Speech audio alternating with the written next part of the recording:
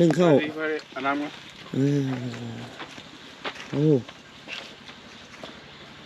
ซาลี่หายได้บ่นี่หายผัวได้บ่หายเลยมันบ่ไปเฮ็ดเหรอไปเฮ็ดเวียกโอ้ซาลี่ได้เป็นหัวหน้าแล้วบาดนี้หัวหน้าผัว ผมหุ่นกระเซ้าจะเบ้าเล่ เนาะ หาไก่ตะเบาตัวเศร้าผมมีไก่เศร้าไก่มีไก่หูมันยาวโหด ไอ้ยุ่ง โอ้ คนตัวเล็กจะมาโนไก่กันมาไก่มันก็จะมาดันมาปั๊บเดินอย่าง ดิน เจ้า ดินเดินเนาะเพื่อสิเฮ็ดเฮือนเนาะ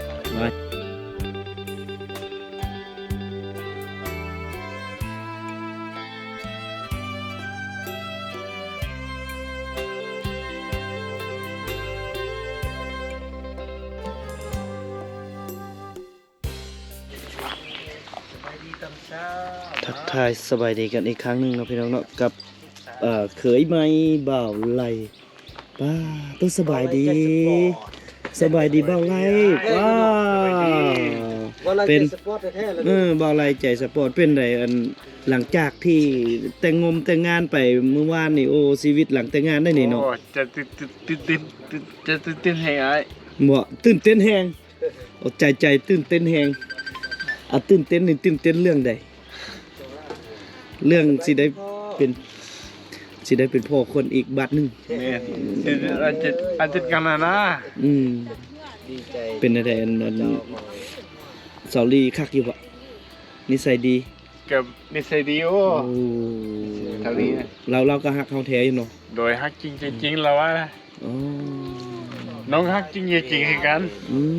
โอ้ไปเจอกันอยู่ไสเห็นอยู่ใน Facebook เห็นอยู่ใน Facebook ก็เลยติดต่อบนำนะ โอ้ ติดต่อบนำก็ว่าบนำสอนน้องว่าอยู่ใส่แล้วก็น้องก็บอกเพิ่นตามของจริงเนาะแล้วก็ตามอะไรไปนะ ตามมาเลย เดิน7ปีไกลนี่ เดือน7ปีกายนี้ เลยน้องตามมานะ โอ้คักแล้วก็ดีใจแฮงได้ใช้ชีวิตคู่เลยเนาะ เลยเอาวันนี้มาในเฮ็ดนาก็เป็นติเฮ็ดนาเป็นบ่ เป็นเมื่อ เฮ็ดให้ เป็นเมื่อ ผลิตลูก เป็น โอ้แฮงเก่งเลยเป็นมันบ่กูเป็นจักได้นี่ได้สองเราเคยได้สองคนนี้ เคยทานมาแล้วไอ้ โอ้เคยผ่านมาแล้วเนาะ โดย แต่ก่อนก็เคยเอาเมียมาแล้วมีลูกจักคนตอนน่ะ 2 คนเจ้า 2 คนโอ้มีประสบการณ์ในการโอ้ซาลี่ก็3เจ้าก็2มาก็ถือว่าผ่านเขาเอิ้นว่าผ่านการใช้ชีวิตครอบครัวมาแล้วแล้วก็เอาสิ่งที่ผิดพลาดในเมื่อก่อนมาปรับใช้ในคนนี้ตัดสินใจคักอีหลีบ่ถามย้ำคืนอีกอ่ะ โอ้ตัดสินใจละ คักอีหลีแล้วเนาะ ใครลีล่ะ จังใดก็สู้ส่วนนำกันโอเคเอาชีวิตเคยหลังแต่งงานไปเอาเก็บเมียนซะเดี๋ยวบ่เตียงสิเลาะเบิ่งมันจะเสร็จงานพวกเกือบเลย ว่าโอ้ยังบ่ทันได้อันไปหาซอรี่จะเกือได้แต่เช้ามื้อนี้โอ้สบายดีหัวหน้าเผาสบายดีไอ้บุญมี สบายดี อัตตะกรับรักจ่อ ละจุดละจุดแปลว่าดอกน้ำแนนภาษาไทยเอิ้นว่าจังไดอ่ะ บ่ฮู้คือกันล่ะ เพิ่นล้างสั้นพิษก่อนนี่ตัวสีอ่อนนั่น โอ้ยงสบายดียง โอ้ม่วนนี่ม่วนงานแต่งอีแม่เนาะม่วนบ่ลูก แต่ง ว่า ดอกอีแม่ เลยม่ โอ้ วน ว้ากินข้าว กินข้าวกินกำเจียมกินข้าวอันนี้โอ้มาอีกแล้วพ่อเฒ่าพี่สาลีสบายดีสาลีสบายดีโอ้สบายดีสาลีนี่คือยิ้มแท้โอ้มึแท้บ่สาลีไอ้ถามแท้2อีหลีได้2อีหลี ไอ้คือบ่ได้ยินเสียงซั่นน่ะมันคือบ่ยินเสียงไอ้นอนไกลๆกันนี่ โดย คือบ่ได้ยินเสียง ค่อยๆบ่โอ้สาวลีเมื่อวานนี่สาวลีงามกว่าหมู่เนาะเมื่อวานนี่สาวลีแต่งหน้าโอ้คักๆสติ๊กว่าอยากสติ๊กก็อยากแต่ง ผู้ชายติ๊กคันก็ว่าอยากแต่ง อยากแต่งคือสาวลี แม่ว่าอยากแต่งแต่งผู้งาม เออ โอ้แต่งผู้งามแต่งหน้าซ้ำสาวลีเมื่อวานนี่เท่าไหร่ก็ 2,000 บาทเด้อ จะไปหาเงินครับได้อันนั้นได้ เดี๋ยวสิไปถามสติ๊กกันเด้อสาวลีเด้อโอเค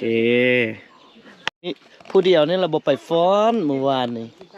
เออสบายดี โอ้เป็นแต่เมื่อวานนี่คักเนาะม่วนเนาะยังให้มีงานแต่งบ่สิอีกบ่ยังไผบ่นี่ยังสาวติ๊กเนาะเว้ยเดี๋ยวไปถามสติ๊กกันเด้อ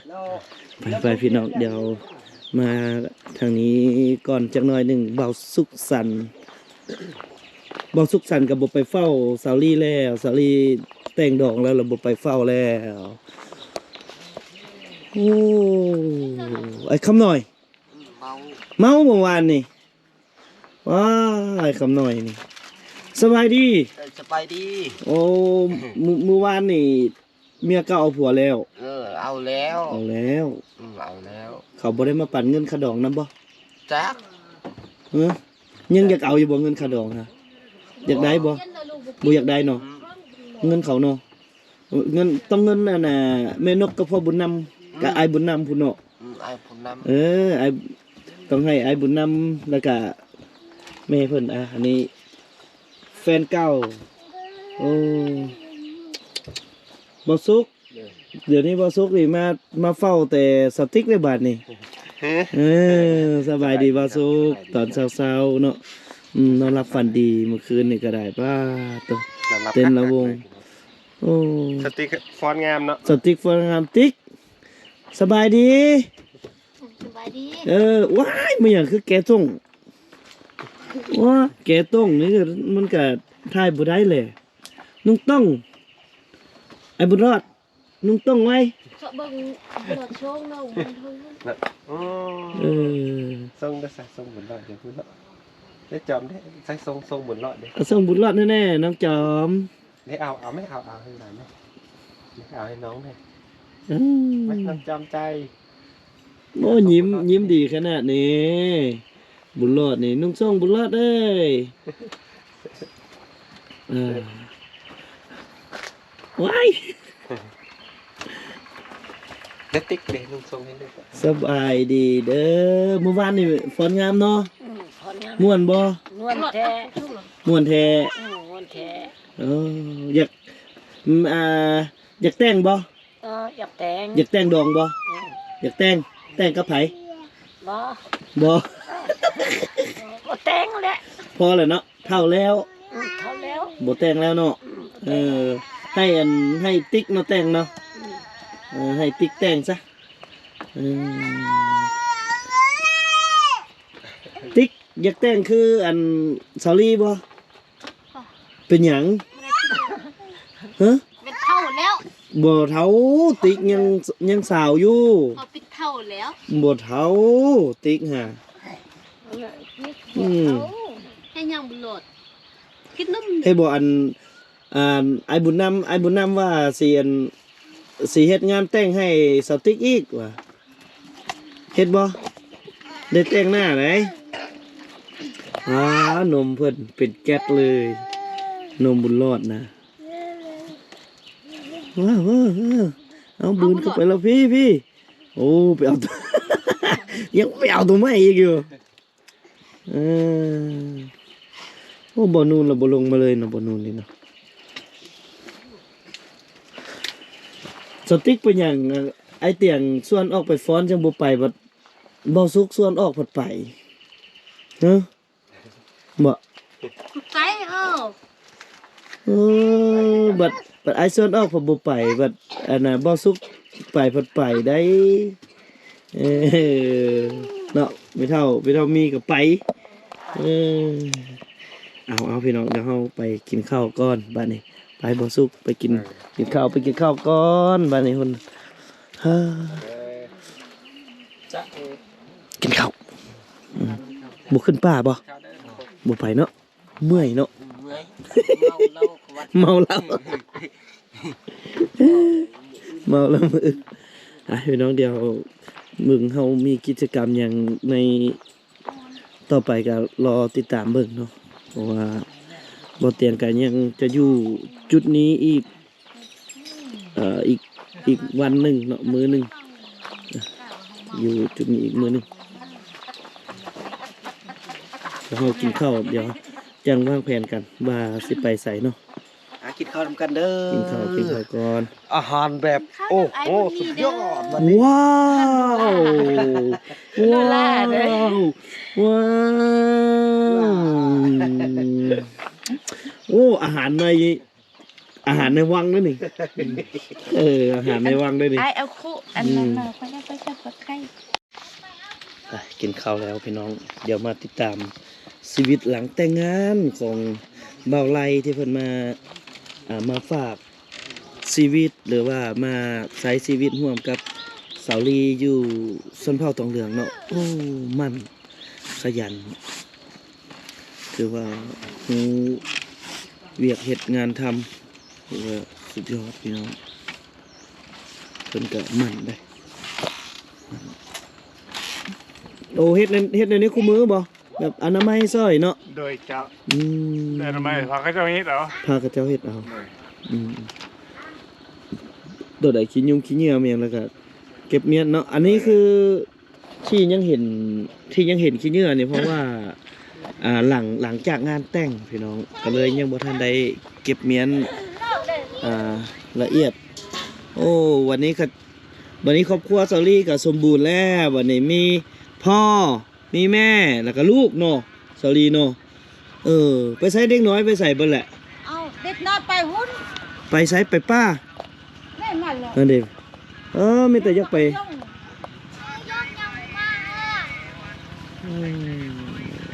เด็กน้อยละเขามักไปลิ้นเนาะมักไปลิ้นป้า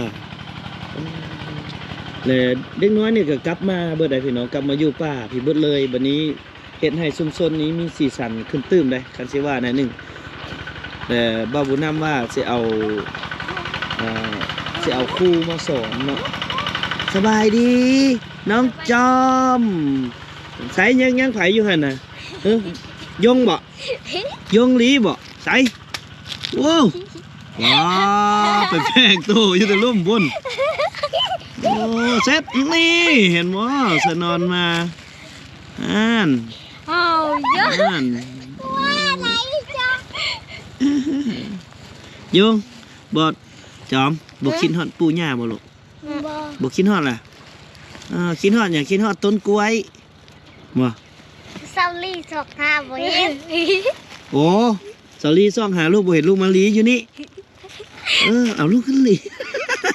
โอ้เก่งเลยเด็กน้อยนี่ไม่รีบไปใส่ เมลี่ไปแล้วอยากหายแล้วเมลี่ค่ะเมลี่ยังหายย่างไปพูดแล้วยงยังเฮ็ดเฮือนเป็นอยู่บ่ยงซาลี่บ้าย งเฮ็ดเฮือนใบตองกล้วยเป็นบ่ยังเป็นอยู่บ่น้องจอมได้น้องจอมเป็นบ่เฮ็ดเฮือนใบตองกล้วยเป็นบ่ลูกเป็นบ่มันตะกล้วยเฮือนตองกล้วยแบบเฮือนอยู่เทิงหั่นน่ะเป็นบ่บ่เป็นละเด็กๆพี่น้องก็ดื้อนั่นน่ะสาวลีบ่เห็น โอ้หลีสาวลีอีก เชือกมาหากันลิ้นเดิมพากันขึ้นลงมามันกล้วยลงมาบอกบ่แม่นคนลิ้นนะไว้ลงมาลงที่จริงเวียกงานเพื่อนในกระบอกเป็นธรรมดาได้บุญนำเลยจักวนวายนำแบบว่านำตามเล็กน้อยบุตรละไปฮะบุตรละไปนี่มาโมเมนต์เรื่องง่ายนะพี่น้องที่จะรักษาชีวิตหลายชีวิตป่านนี้เนาะนี่อย่างนี้ก็นึ่งเข้าโอ้ซาลี่หายได้บ่นี่หายผัวได้บ่หายเลยมันบ่ ไปเฮ็ดไปเฮ็ดเวียก โอ้สาลีได้เป็นหัวหน้าละบาดนี่หัวหน้าผัว โอ้คนนึงเขาใส่กันเลย โอ้ดึงเข้าสวยกันแล้วพุ่นน่ะ แต่งงาน โอ้ใส่การใช้ชีวิตคู่วันแรกหลังจากแต่งงานพี่น้องนี่เขาก็ซอยกันแท้ได้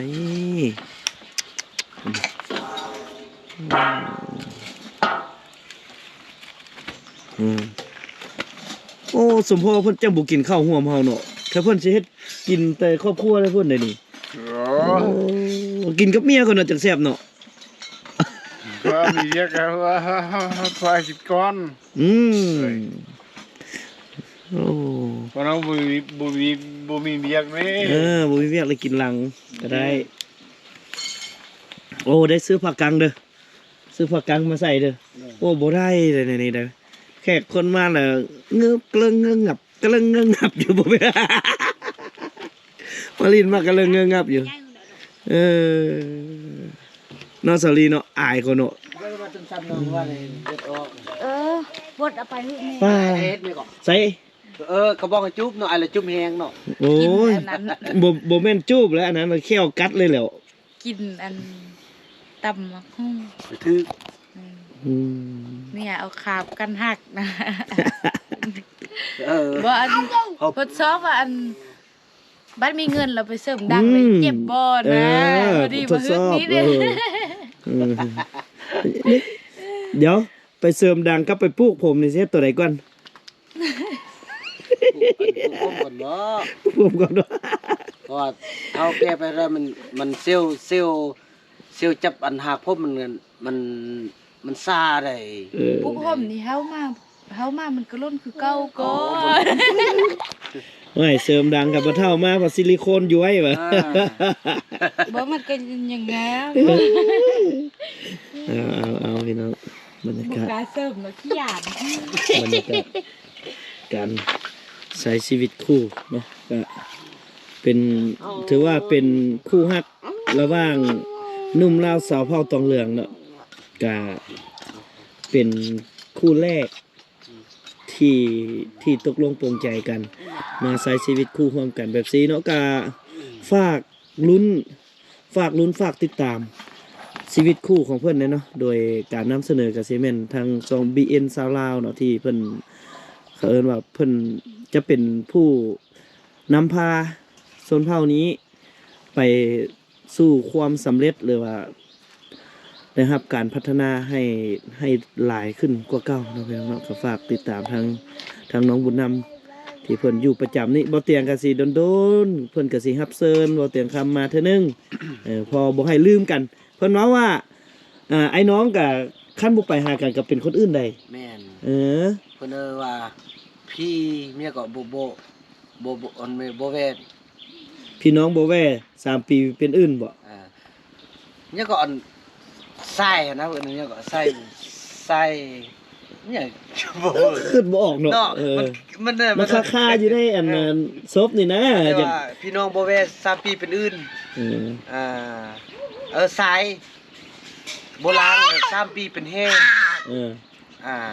พี่น้องบ่แวด3ปีเป็นอื่นเป็นชีวิตคู่พี่น้องก็ประมาณนี้โอ้สาลีสบายขึ้นตื้มเลยเนาะสาลีเนาะนอนก็มีผู้ ลูกอย่าเล่นลูกอย่าเล่น นอนก็มีผู้จัดแจงให้ความสุขอีกยิ้มอยู่เลยมื้อนี้นะสาลีมีความสุขกว่าเก่าหลายเดี๋ยวสิขึ้นไปเบิ่งความคืบหน้าของเพิ่นอยู่ทางเทิงมันบ่เพิ่นว่าเพิ่นเฮ็ดเฮือนตึมอีกแล้วว่ะเดี๋ยวสิให้น้องบุญนำพาขึ้นไปเบิ่งเนาะการเปลี่ยนแปลงอีกขั้นตอนหนึงสาลีม่วนบ่ ม่วน เอาละฮู้บ่ว่าเขาถามม่วนหยัง ม่วนนี่ แล้วม่วนเลย พังบ่ได้ ปิดหยังก็บ่คุณ อันชื่อมันนี้นะแข่ง ปิด กินเบียร์ ปิดบีมูด อืม โอ้ให้สาลีปิดบีมูดอันสาลียังเสื่อมอยู่เนาะ ยังเชื่อมอยู่เลยเปิดขึ้นบ่ได้ได้แล้วบ่ได้ก็เอาอัน ผู้เบาไม่ก่อน โอ้เตรียมจะกินเบียร์แล้วนี่ปิดบีมูดแล้ว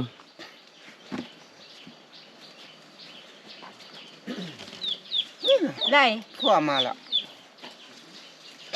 ได้ มาปิดบีมูดให้แน่ ปิดมูดเด้พุดมิดมูดเข้า พุดมิดมูด เดี๋ยวห้าเลยเด้ ปิดอัน ห้าเจ้าแต่อายนี้มีเรียกมานี่นะนี่ กาแฟสุดยอด ปิดมีมูดเด้อไล่ปิดมีมูดเด้อ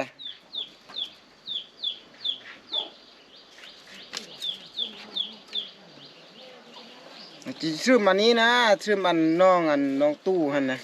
ให้จีกินเบียร์นะ ปิดเลยเด้ปิดแล้ว ปิดแล้วหมดเสียงแล้ว นี่ผมมียังไงนี่น่ะอันนี้คือว่าอันนั้นเปิดบฮูดตัวนี้เปิดอันเน็ตเน็ตเสร็จดีนะ จะเบิ่งดูเลยบ่น้องไปเบิ่งอันตู้นี่นะซื้อมานี้นะ ก็ว่าจักเปิด ปิดบีมูด ว้า อยากเสื่อม อยากเชื่อมบลูทูธปิดบีมูดสิกินเบียร์ตอนนี้ได้เงินค่าดองแล้วจะไปกินเบียร์แล้ว ก่อนอีกินเบียร์นี่ก่อนอีฟังตูนี่เฮาไปค้นเอาลังเบียร์มาไว้นี่หรอกรถฟอร์ดเขาอีมาดุดขี้ดินเฮาหันดุดแป้งเดินเฮือนเฮาให้มันกวางเฮาจังเลยนะ น้องมาบ่กินเดียวแต่แรกเขากินเนาะ เขาเฮ็ดเบียร์ก่อน กินแล้วก็เฮ็ดยักก็ ไปเอาอันลังเบียร์ลงมาก่อนรถเขาอีมาเดี๋ยว น้องกินมามอย ไปก่อนเอาเบียร์หันฝากไว้ยังอันนงเคยเฮานี่ก็อีได้ขึ้นไปอันมางอันตุ๊บอันลกไก่หันเรามันได้ยายลกไก่ออก